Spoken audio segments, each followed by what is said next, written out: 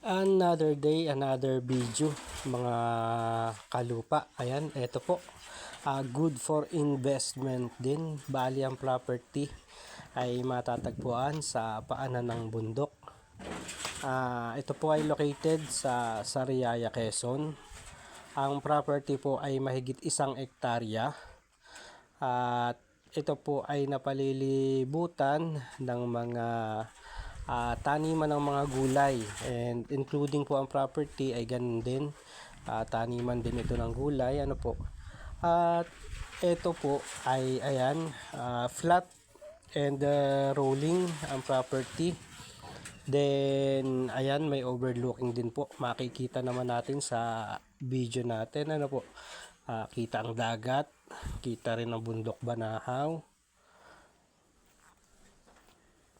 Ayos na ayos po ito para sa mga gusto maglagay ng campsite sa area.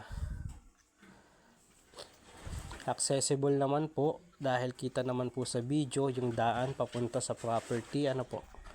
Ayan, may mga ilang puno kayong makikita na tanim, including kasi taniman to ng gulay, mostly kamote, repolyo, labanos. Yan yung mga itinanim sa property.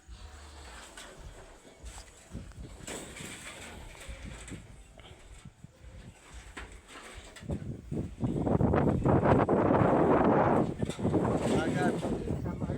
Oo, kasama.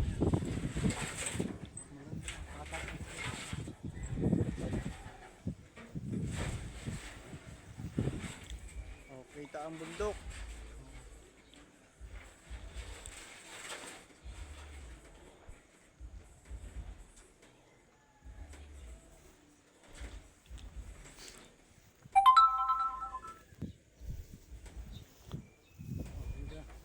May araduhan pa diya kanina. Ano yan, Kuya Yasmin? Ito yung kasama, ha? Oo. Ang property po ay expandable pa sa mga nagnanais. Kung gusto ng mas malawak, expandable pa po ito. Oo, kasama ko na. Then, kung kayo po ay interesado, maaari po kayo mag-iwan ng mensahe. May mga katanungan, message nyo lang po ako.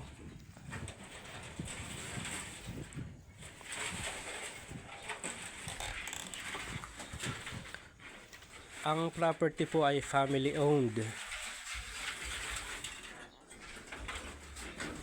Buhay po ang mga nagmamay-ari ng property.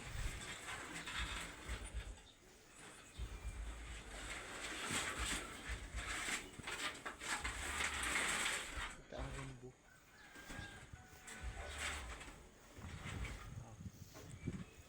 Tanaw ang dagat.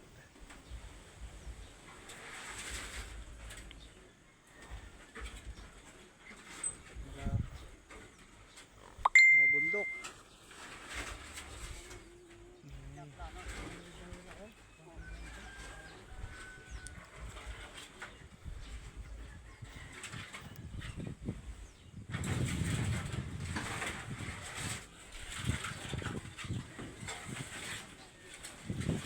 So again, once again, bali mahigit 1 hektarya po na flat and rolling, good for campsite or farm lot lang.